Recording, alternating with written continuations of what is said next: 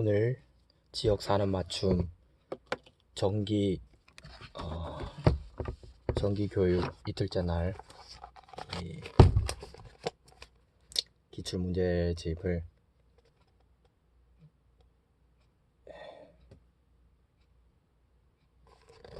하루 마무리하면서 받았는데요.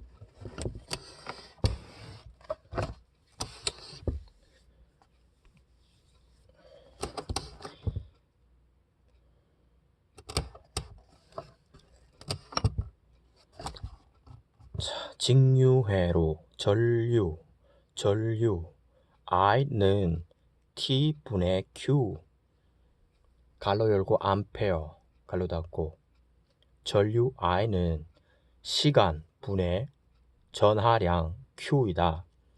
전류는 전하량을 시간으로 나눈 것이다.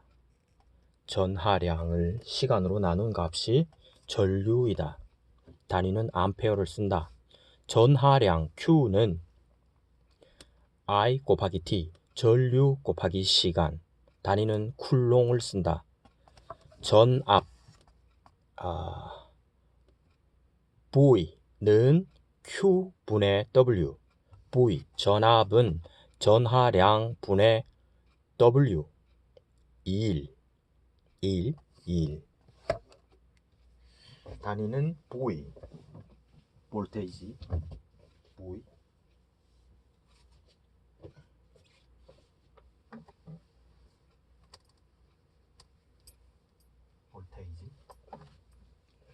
볼테이지. 자, 지금 시험이 9월 21일 주일 오후에 시험을 보기로 했기 때문에 이런 이제 기초적인 전기 이론에 대한 요약본을 보는 것도 물론 의미가 있겠으나 지금 해야 될 것은 기출 문제를 많이 접하는 게 중요할 거라는 생각이 드네요. 그래서 기출 문제를 푸는 것으로 공부를 나름 해야 되겠습니다.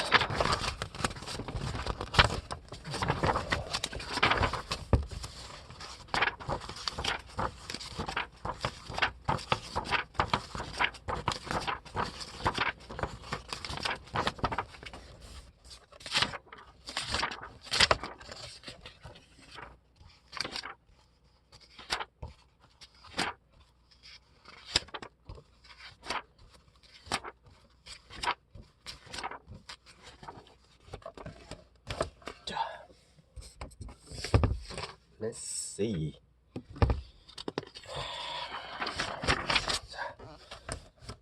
전기 이론 원자핵의 구속력을 벗어나서 물질 내에서 자유로이 이동할 수 있는 것은 원자핵의 구속력을 벗어나서 물질 내에서 자유로이 이동할 수 있는 것은 자유전자이다.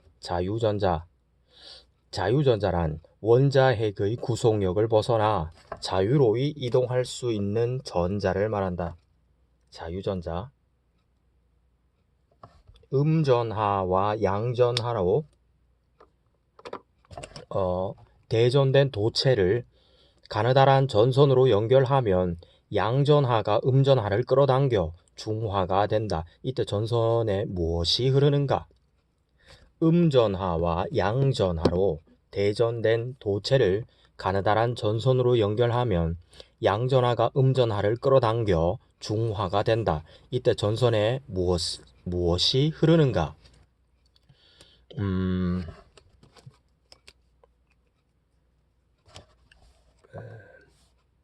전류. 대전된 도체를 접속하면 전선에 전류가 흐르고 전하량이 합쳐지면서 중하가 된다. 중화. 답은 전류. 어떤 물질이 정상 상태보다 전자의 수가 많거나 적어져서 전기를 띠는 현상을 무엇이라 하는가? 어떤 물질이 정상 상태보다 전자의 수가 많거나 적어져서 전기를 띠는 현상을 무엇이라 하는가? 대전 현상이란 어떤 물질이 정상 상태보다 전자의 수가 많거나 적어져서 플러스 또는 마이너스 전기를 띠게 되는 현상을 말하고, 어떤 물질이 정상 상태보다 전자의 수가 많거나 적어져서 전기를 띠는 상태의 물질을 무엇이라 하는가? 물질. 전하. 어떤 물질이 정상 상태보다 전자의 수가 많거나 적어져서 플러스 또는 마이너스 전하를 띠는 현상을 대전 현상이라 하는데, 이때 플러스 또는 마이너스 전기를 띠는 상태의 물질을 전하라고 한다. 전하.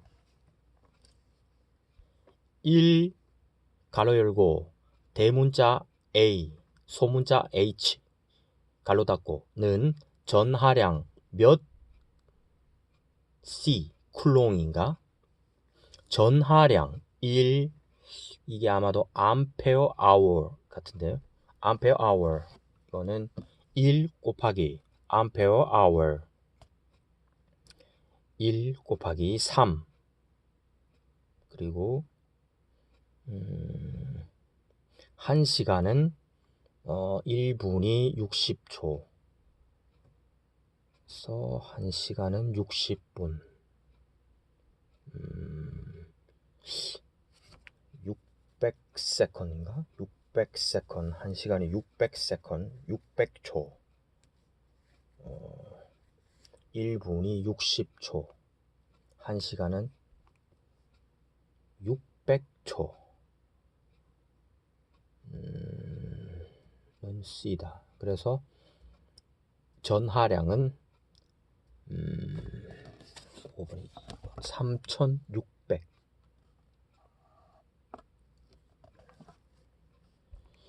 보자. 1시간은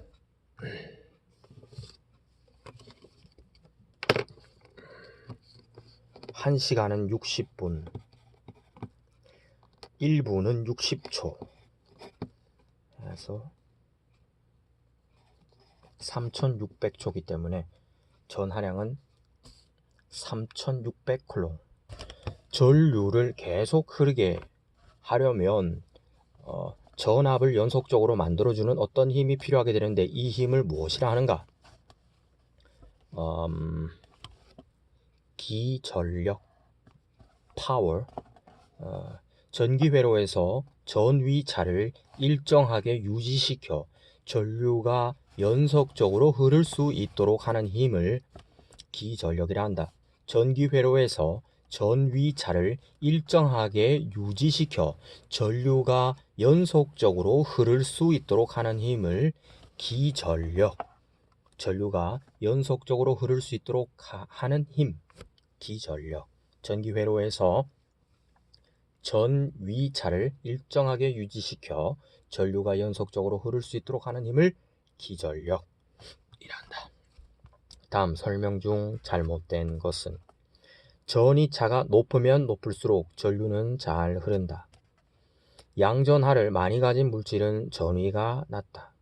1초 동안에 1쿨롱의 전기량이 이동하면 전류는 1암페어이다.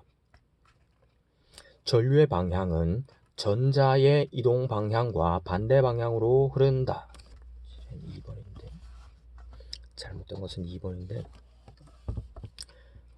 전하, 양전하를 많이 가진 물질은 전위가 낮다. 2번이 잘못됐는데, 전위란 전위, 전기적인 위치 에너지로서 전위차가 높을수록 전류가 잘 흐르며 양전하가 많을수록 전위가 높다. 전위가 높다. 그럼 나머지는 다 맞는 건데요. 전위차가 높으면 높을수록 전류는 잘 흐른다.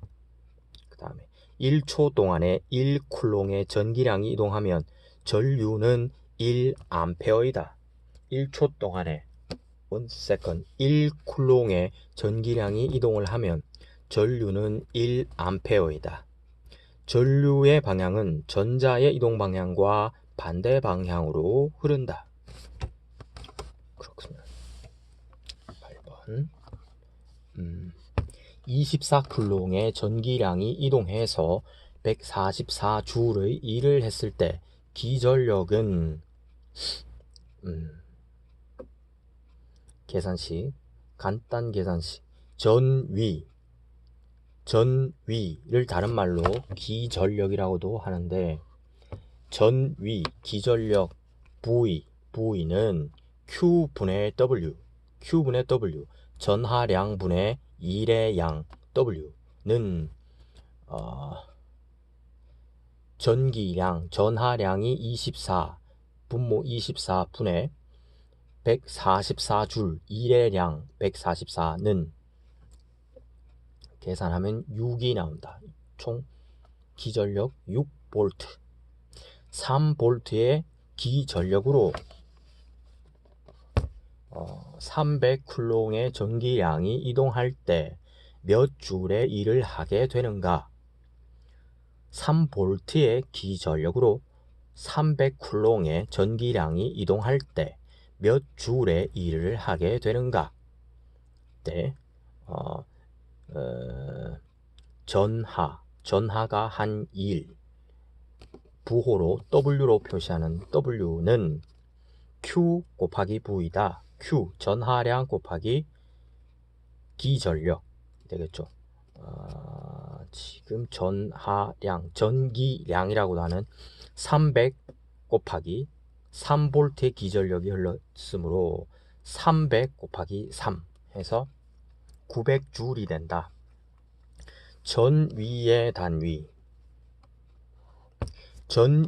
단위로 옳지 않은 것은, 전위의 단위는 V는 Q분의 W다. V는 Q분의 W, 가로 열고 V는 줄 슬러시 쿨롱이다.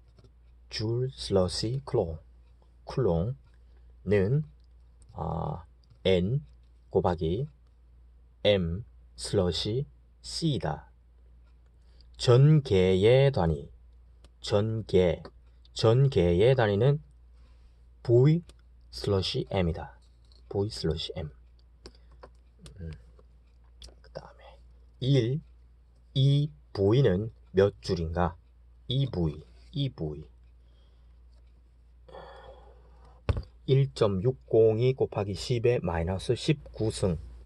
전자 한 개의 전기량 E는, 전자 한 개의 전기량 E는 1.602 곱하기 10의 마이너스 19승 쿨롱이므로, 전자 한 개의 전기량 E는 1.602 곱하기 10의 마이너스 19승 쿨롱이므로 2V는 1.602 곱하기 10의 마이너스 19승 줄이다. 이는 전자의 10V의 전위차를 인가한 경우, 10V의 전위차를 인가한 경우 전자 에너지 줄은 했을 때에 전자 에너지, 전자 볼트 W는 E 곱하기 V, 이것은 다시 1.6 곱하기 10의 마이너스 19승 곱하기 전자의 10V의 전위차를 인가했으므로 곱하기 10는 1.6 곱하기 10의 마이너스 18 줄이다.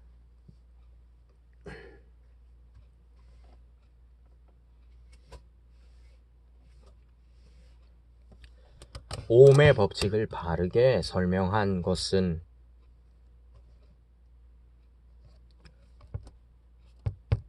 전압은 도체의 전류와 저항의 곱에 비례한다. 옴의 법칙 V는 IR, I 곱하기 R. 전압은 전류 곱하기 저항.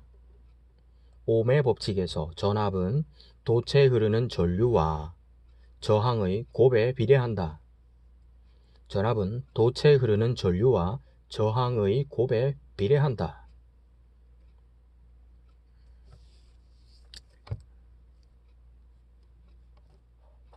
도체의 전기 저항에 대한 설명으로 옳은 것은, 도체의 전기 저항에 대한 설명으로 옳은 것은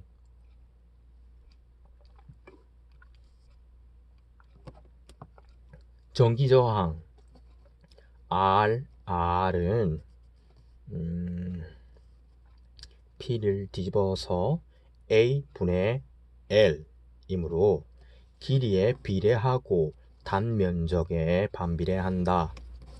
이런 이제 문제에 있어서 도체의 전기 저항에 대한 설명으로 옳은 것은 했는데, 해설에서 전기 저항 R은 P를 거꾸로 뒤집은 어느 기호죠, 문자죠. 모두의 약속, 외워야만 하는 거. 대문자 A분의 L, 소문자 L 이므로 길이에 비례하고 단면적에 반비례한다, 이렇게 해놨는데, 이런 공부를 아무리 한다고 해서 시험에는 합격할는지 모르지만 이런 걸 보면 드는 생각이, 전문가가 되긴 힘들겠다 하는 생각이 듭니다. 왜냐하면은 분명히 길이가 나오고 단위가 단면적이 있고 반비례한다라는 것은, 이게 분명히 점과 선으로 설명을 할 수 있는 것인데, 그림의 형태나 도형의 형태로도 표현이 될 수 있는 것인데, 거기까지 나아가지 못하는 것이거든요. 그러니까 원리와 그 근원으로 나아가지 못하는 얄팍한 공부기 때문에, 설사 자격증을 취득하고 한다 치더라도 전문가가 되기는 어려운 게 아닌가 하는 그런 생각이 들었습니다. 어제 오늘 이제 강단에서 가르치시는 분들 또한 이러한 이제 교재에서 해설에서 나오는 이런 얄팍한 겉핥기식의 설명만을 하고, 그리고 왜 이게 이렇게 되었는지에 대한 보다 더 근원적이고 원리적인 부분에 있어서의 접근을 하기보다는 시간이 부족하다는 이유로 일단은 외우세요, 암기하세요, 암기가 어려우면은 그냥 넘어가세요 하는 이런 식으로 대처를 하고 마는데, 이런 공부를 해서 전문가가 될 수는 없죠. 예. 전문가를 만들어낼 수 없죠, 이런 공부는. 왜냐하면은 원리에 대한 접근이 없으니까요. 그렇다고 해서 이걸 무작정 암기하는 방식이 모든 학생들에게 다 똑같이 적용될 수는 없는 게 사실이죠. 이걸 모두가 다 암기해서 외운다고 하면 정말 말 그대로 사람은 창의적이고 무언가를 독창적으로 해낼 수 있는 창조성이 있는 존재인데, 사람을 마치 사전에 불과한 그런 스스로의 가치를 낮추는 교육 방식이 아닌가 하는 그런 생각이 들다 보니, 이런저런 생각들이 오버랩이 되면서 교육 시간에 딴 생각도 많이 들고, 그리고 지도하시는 교수님의 가르침이 들어오질 않죠. 머리에 들어오질 않아요. 왜냐하면은 이 접근 방식에 있어서의 차이가, 괴리감이 너무 큽니다. 전기를 다루는 사람은 전기 분야에 있어서만큼은 전문적인 지식과 학식을 가진, 내 분야에 있어서만큼은 내가 확실히 알고 있다는 자부심을 가지고 무언가 현장에 나가가지고 전문가로서 활동할 수 있는 역량을 가지기를 원하는데, 실제로 우리가 이렇게 단기간에 걸쳐서 자격 공부를 하는 것은 전문가를 양성하는 것이라기보다는 사회에 이미 주류가 만들어 놓은 그 시스템에 편승해서 들어가는 것이죠. 들어가서 어떻게 해서 암기해서 자격증을 겨우 따는 것이죠. 따고 나면은 머릿속에 이제 남는 것은 이제 전류는 V는 IR, 뭐 이 정도가 남지 않을까 싶은데요. 그리고 실제 이 기능사도 그렇고 산업기사도 그렇고 전기기사도 그렇고, 특히 이 기능사 같은 경우에는 현장에 가면 실무를 주로 담당하는 그 필드에서 뛰는 기능인이기 때문에 뭐 산업 기사라든지 전기 기사에게 요구하는 이론적인 더 깊이 있는 원리나 해석 여기에까지는 접근하지 않는다는 말은 제가 듣기에 변명처럼 들리는 것은 정말 숨길 수 없는 사실입니다. 변명이죠. 왜냐하면 저는 이렇게 생각합니다. 이거를 수박 겉핥기식으로 2장, 3장을 진도를 나가는 것이 중요한 것이 아니라 2개, 3개의 문제를 접근을 하더라도 원리와 그 근원에 더 가까이 다가가서 학생이 스스로 이 문제에 대해서 고민하고 답을 찾아낼 수 있는 창의적인 접근 방법으로 나아간다면 비록 2문제, 3문제를 수업 시간에 1시간 내에 혹 풀 수도 있고 못 풀 수도 있겠지만은 그러면은 전체 수업 인원이 25명이면은 참여하는 인원의 상당수가 졸지 않고 이 수업에 집중을 하면서 그리고 보다 더 점진적이고 점차적인 학습의 깊이와 밀도 그리고 체계성이 더해져서 이 학생이 지도 교수님 없이도 이러한 또 다른 유형의 문제를 만났을 때 원리로 접근을 할 수가 있기 때문에 암기가 아닌 원리로 접근해서 문제를 해결해낼 수가 있기 때문에 아무래도 더욱더 창의적이고 독창적인 자신감을 가진 그런 전문인이 길러질 수 있는 교육 방식이라고 생각을 하는데 지금 제가 받고 있는 교육의 형태라든지 교육의 방식은 참 여러 가지로 아쉬움이 많습니다. 이 정도 하고요.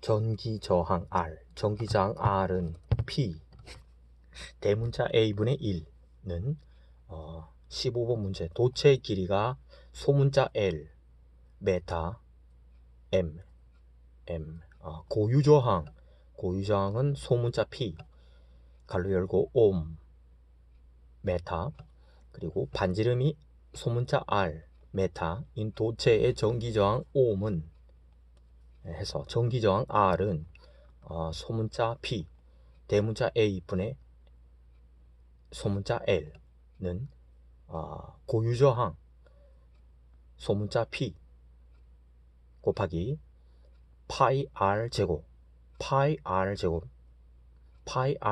분의 소문자 L 길이 L 해서 옴 이렇게 전기저항식이 이렇게 있네요.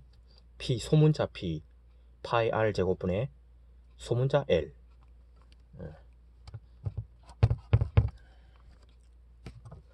도체의 전기저항에 영향을 주는 요소가 아닌 것은 도체의 모양.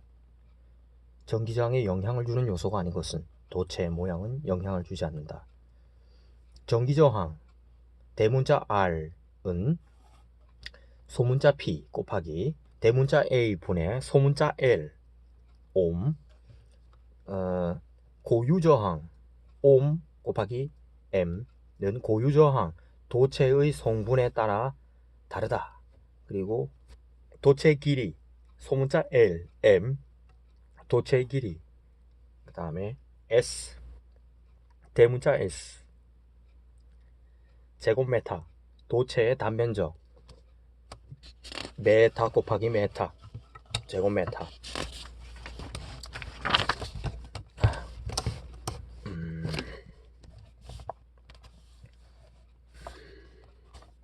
권선 저항과 온도와의 관계로 옳은 것은 권선 저항과 온도와의 관계로 옳은 것은 온도가 상승하면 권선 저항은 증가한다. 온도가 상승하면 권선 저항은 증가한다. 권선 저항은 정온도 특성을 가지므로 온도가 상승하면 권선 저항도 증가한다. 5옴의 저항 4개, 10옴의 저항 3개, 100옴의 저항 1개가 있다.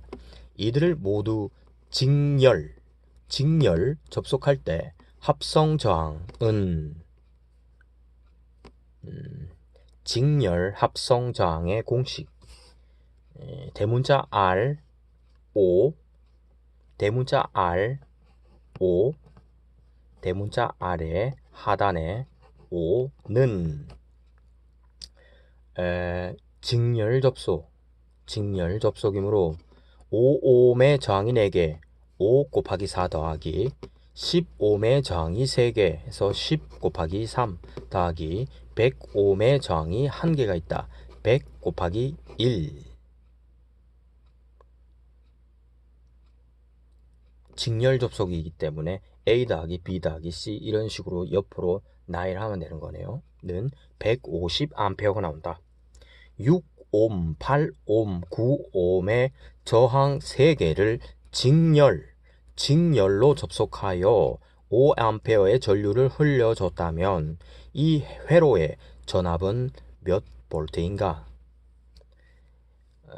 여기 이제 전압을 구하는 공식을 대입하면 풀 수가 있습니다. V는 IR, 전압은 I, 대문자 I, 전류 곱하기 대문자 R, 저항은 이제 넣어보면 되죠. 전류 5A의 전류를 흘려줬으므로 전류 5 곱하기 R, 저항은 3개를 주어졌으므로 갈로 열고 6옴 6 더하기 8옴 8 더하기 9옴 9 갈로 닫고 해서 나온 답이 115V.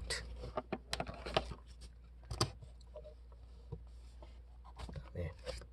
R1 옴, R2 옴, R3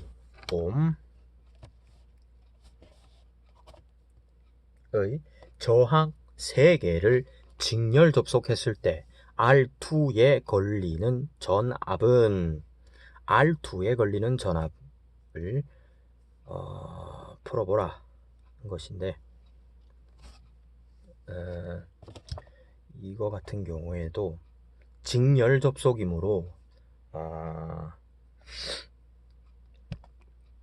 옆으로 나열을 하는 방식으로 생각을 할 수가 있는데 이거는 어떻게 접근을 해야 되나? 해설을 보면은 직렬, 이것은 합성 저항을 구하는 공식을 대입해야 된다. 합성 저항은 대문자 R 하단에 O, R, O 혹은 0인 것 같아요. R 또는 0, 0인 것 같아요. R, 대문자 R 하단에 우측 하단에 0는 R, 대문자 R 우측 하단에 1 더하기 대문자 R 우측 하단에 2 더하기 대문자 R 우측 하단에 3옴 해서 전류 I는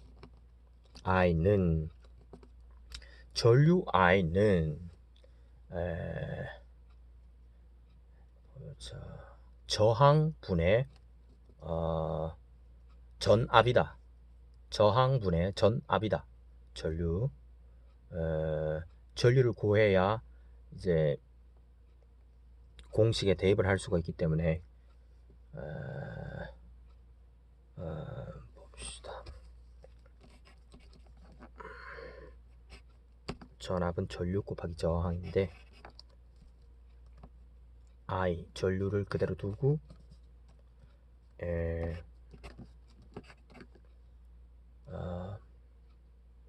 R을 반대편으로 넘겼을 때에 R이 분모로 내려가고 V가 분자해. 그래서 I는 R분의 V 해서 R 1 더하기 R R1 더하기 R1 더하기 R2 더하기 R3 R1 더하기 R2 더하기 R3 분의 V 암페어 해서 R2에 걸리는 전압이야. R2에 걸리는 전압은 V2 V1, V2, V3를 제시했고 V2는 I 곱하기 R 전류 곱하기 저항 2번 R2가 는 R1 더하기 R2 더하기 R3 분의 R2다 곱하기 전압이다 해서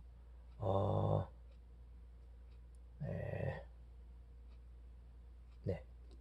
그리고 그림과 같은 회로에서 합성자극은 몇 옴인가? 그림은 이제 병렬 접속된 회로입니다. 회로이고